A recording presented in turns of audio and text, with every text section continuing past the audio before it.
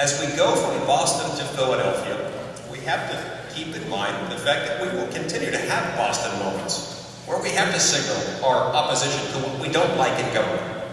And with this administration, we've had lots of Boston-like moments, haven't we? We've had Obamacare. We've had Benghazi. We've had an IRS that's targeted conservative groups. We've had Fast and Furious, and the list goes on and on. Let me be clear, we must never back down from our Boston moments, nor will we. But we do have to keep in mind what it is that we want out of our government. And I think we can draw some parallels to a more recent history in America, a history that relates to our own party, the Republican Party. In 1977, the Republican Party was in a state of what some would call disarray. The party establishment had been discredited by political failure and by policy failure that had stretched over the course of many decades. These related to both domestic and foreign policy failures. There was a new generation of grassroots conservatives that had sprung up almost out of nowhere, and it was rising up to challenge the establishment.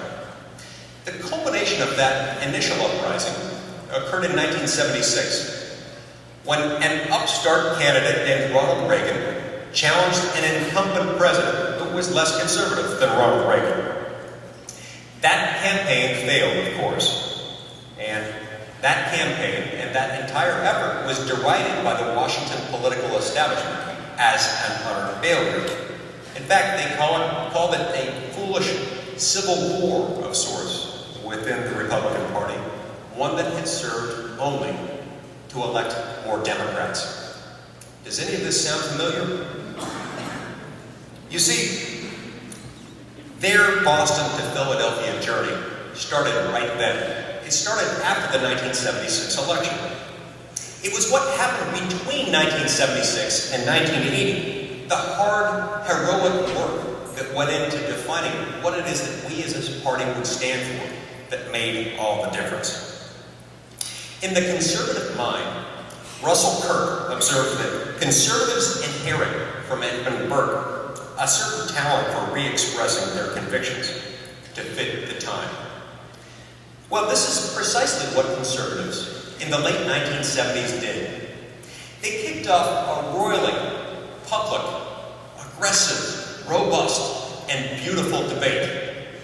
A debate that brought forward some of the greatest minds of their generation. A debate that enabled us as conservatives, enabled us as Republicans, to win the hearts and the minds of the American people. Together, it was that generation of conservatives that transformed a movement. And they did it in a way that was partly Boston style. They were, of course, anti-statist, anti-communist, and anti-establishment. But they also went beyond Boston style fighting. And they identified the kind of government that they wanted. In addition to being anti-establishment and anti-communist, anti-statist, they were also a pro-reform movement. Contrary to the establishment's complaints, conservatives in the late 1970s did not start a civil war. They started a mostly civil debate. Because of that confident and deeply conservative choice, that is, to argue rather than quarrel, to persuade rather than simply fight, the vanguards of the establishment never knew what hit them. The bottom line was that in 1976, the conservative movement found a leader. They found that leader in Ronald Reagan. He was a leader for the ages, and yet it still failed in 1976. But by 1980, the movement had chosen a leader in Ronald Reagan, and that movement formed an agenda for its time. And only then did it succeed after it had adopted that agenda. We've experienced revolutionary eras before. The conservative movement had a revolution in 1980. And the lesson from that era is the challenge for our day. We must also forge an agenda for the government that we do want. And we must travel from Boston to Philadelphia. So how will we know where we are on that road? How will we know whether we're on the road from Boston to Philadelphia at all? I'd like to draw from an interesting parallel in history here. When the Postal Service, the U.S. postal system, was originally created a couple centuries ago, those who built it established a series of stone markers that can still be found in areas throughout the northeastern United States.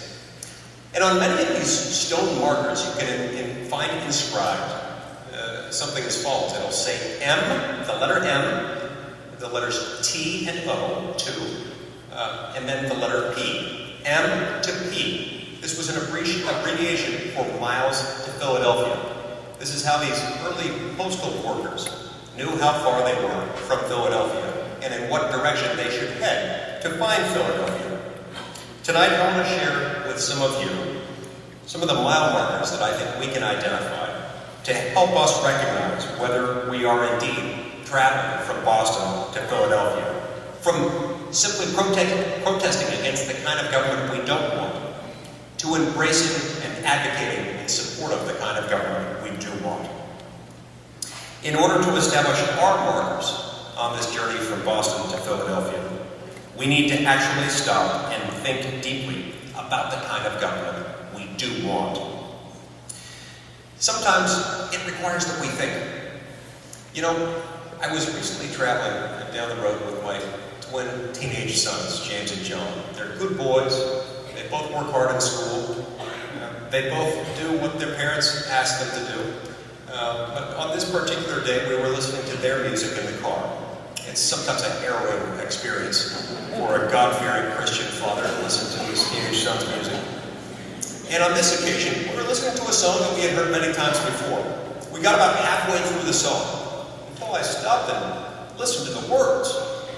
I turned it down all of a sudden and I said, guys, you ever listen to the lyrics to this song? This is terrible. This is hardly the kind of message we ought to be putting into our minds. Well, my son John didn't waste a moment. And he said to me without batting an eye, Dad, it's not bad if you don't think about it. And that moment, the thought occurred to me, a horrifying thought. Oh my gosh, my son John must be advising the President of the United States.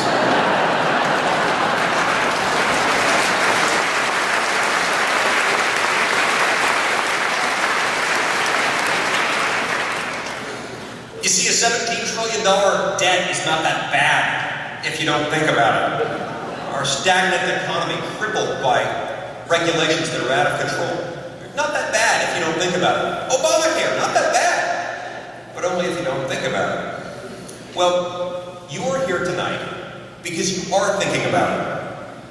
And we need an army of people throughout this entire country who are thinking about it as well. And are willing not just to think about it, but work to try to create the kind of government we do want. We need only look to how Reagan and the conservative movement in the mid to late 1970s began to think about it. And they established a very effective model to follow, to move us along this road from Boston to Philadelphia. You see, I think that we can all agree that there is something missing in the Republican Party today. In fact, one could say there's a gaping hole right in the middle of the Republican Party today. That is, this hole, this gulf that separates the grassroots of the party and the conservative movement from the more establishment leaders. I'm convinced that this hole is precisely the size and precisely the shape of a unifying conservative reform agenda. This agenda will serve as a series of markers on our road from Boston to Philadelphia.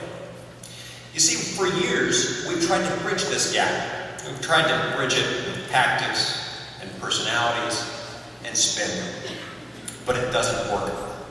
To revive and reunify our movement, we must fill that void with new and innovative policy ideas. Today, as always, the establishment is not likely to produce that agenda. And so, once again, conservatives must.